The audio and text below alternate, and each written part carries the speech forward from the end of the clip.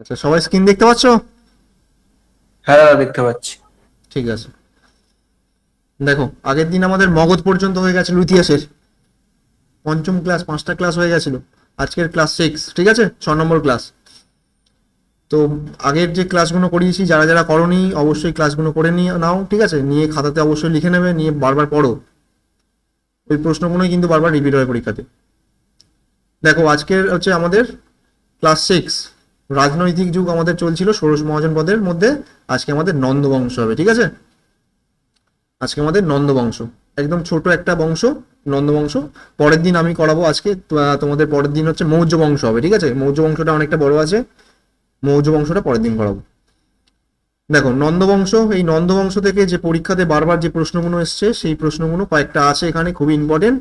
সেই প্রশ্নগুলোই কিন্তু বারবার রিপিট হবে। নন্দবংশ এর মধ্যে থেকে যা প্রশ্ন কিন্তু এর মধ্যে থেকেই আসবে, এর বাইরে প্রশ্ন থাকে না, ঠিক আছে। নন্দবংশের যদি প্রশ্ন দেয় নন্দবংশ থেকে, ভেবে নেবে এর মধ্যে থেকেই প্রশ্ন আসবে। দেখো, নন্দবংশ আমাদের প্রথম প্রশ্ন কি দেওয়া আছে? 1 নম্বর প্রশ্ন।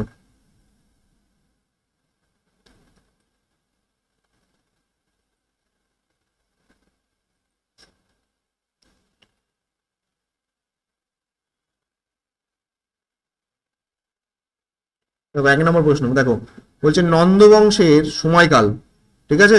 নন্দবংশের সময়কালটা আমাদের কত জানতে হবে একটু, কারণ এরকম সময়কাল দিয়ে কিন্তু পরীক্ষাতে দেয়, ঠিক আছে।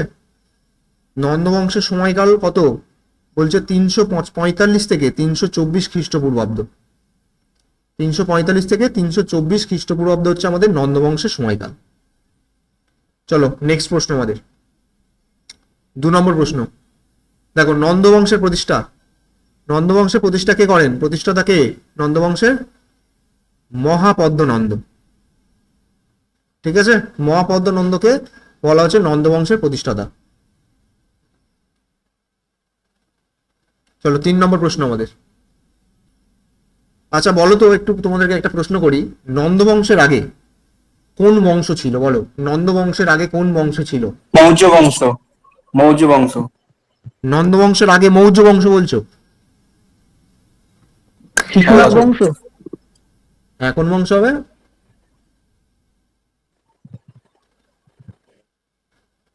শিশুনাগ বংশ। শিশুনাগ বংশ, একদমই ঠিক। কারণ আমরা আগের দিন পড়েছিলাম না শিশুনাগ বংশ, তাই তো? শিশুনাগ বংশ, কালাসহ পড়িনি আগের দিন? তাহলে সেই শিশুনাগ বংশের পরেই কিন্তু আমাদের এই নন্দবংশ শুরু হবে, ঠিক আছে। যেই নন্দবংশের প্রতিষ্ঠা করছে কে? আমাদের মহাপদ্মনন্দ। দেখো, নন্দবংশের বলছে নন্দবংশ হলো প্রথম ক্ষত্রিয় বংশ, অক্ষত্রিয় বংশ, শূদ্র বংশ এবং ব্রাহ্মণ বংশ। এটা আমাদের রেলওয়েতে পড়া প্রশ্ন একটা, রেলওয়ে এনটিপিসি, ঠিক আছে। নন্দবংশ হলো কি কি ধরনের বংশ বলছে? ক্ষত্রিয় বংশ, অক্ষত্রিয় বংশ এবং শূদ্র বংশ না ব্রাহ্মণ বংশ? বলো অ্যান্সার কি হবে?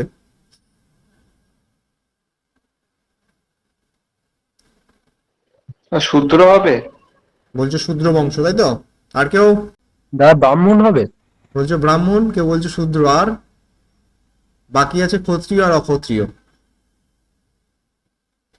বলে দাও, 4টে অপশন, 4জন বলে দিলেই তো হয়ে যায়। দেখো, আমাদের নন্দবংশের হচ্ছে বলছে নন্দবংশ হলো প্রথম অক্ষত্রিয় বংশ, ঠিক আছে। অ্যান্সার হচ্ছে অক্ষত্রিয় বংশ। এই রাজবংশটা হচ্ছে এমন একটা রাজবংশ, এটা একটা অক্ষত্রিয় রাজবংশ, ঠিক আছে। এরা কোনো ক্ষত্রিয় সম্প্রদায়ের মানুষ ছিল না, ঠিক আছে। অক্ষত্রিয় বংশের মানুষ ছিল। আর শূদ্র বংশ যে বললেন না, শূদ্র বংশ আমরা পরের দিন পড়বো, মৌর্য বংশ।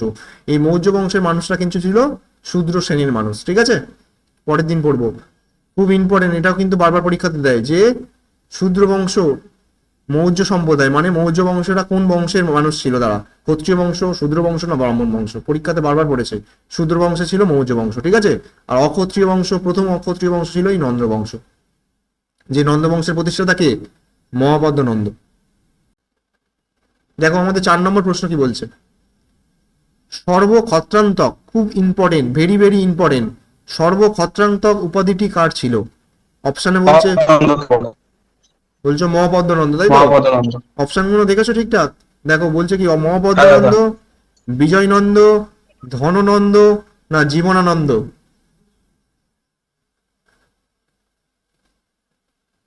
বলো কি হবে? বলছো মহাপদ্মানন্দ। আর মহাপদ্মানন্দ হবে তো। ওটাই হবে, তাই তো? হ্যাঁ, রাইট অ্যান্সার মহাপদ্মানন্দ, ঠিক। তাহলে সর্বক্ষত্রান্ত উপাধিটি কার ছিল? মহাপদ্মানন্দ, ঠিক আছে। দেখো নেক্সট প্রশ্ন, আমাদের 5 নম্বর প্রশ্ন কি বলছে? বলছে মহাপদ্মের পর অর্থাৎ মহাপদ্মনন্দের পর, ঠিক আছে, তার কতজন পুত্র রাজত্ব করেছিল? খুব ইম্পর্টেন্ট, ভেরি ভেরি ইম্পর্টেন্ট প্রশ্ন। এই প্রশ্নটা সিজিএল এ পড়া প্রশ্ন, এসএসসি সিজিএল। কতটা ডিটেলসে তার মানে প্রশ্নগুলো খুঁটিয়ে দিয়েছে, তার মানে ভাবো। খুঁটিয়ে পড়তে হবে কিন্তু, প্রত্যেকটা প্রশ্ন চ্যাপ্টার কিন্তু আমাদের ভালো করে খুঁটিয়ে খুঁটিয়ে পড়তে হবে, ঠিক আছে। 8 জন। 8 জন। বলছে 8 জন। 8 জন। 8 জন হবে। 8 জন। আর কেউ? মহাপদ্মের পর তার কতজন পুত্র রাজত্ব করে? 4 জন, 8 জন, 7 জন, 6 জন? অ্যান্সার হচ্ছে 8 জন, একদম রাইট অ্যান্সার, ঠিক আছে। 8 জন, ঠিক বলেছো একদম। চলো 6 নম্বর প্রশ্ন আমাদের। দেখো, নন্দ রাজবংশের রাজধানী কোথায় ছিল? নন্দ রাজবংশের, পাটলিপুত্র। বলছো পাটলিপুত্র। ভালো করে অপশনগুলো দেখো, এখানে গান্ধারও আছে। দেখো, গান্ধার, পেশুয়া, পাটলিপুত্র এবং রাজকীয়। পাটলিপুত্র হবে। পাটলিপুত্র হবে, একদম রাইট অ্যান্সার পাটলিপুত্র, ঠিক আছে, গুড। পাটলিপুত্র। পাটলিপুত্র, ঠিক আছে, রাইট। চলো নেক্সট প্রশ্ন আমাদের, 7 নম্বর প্রশ্ন। দেখো, একরাট, very very important, double star.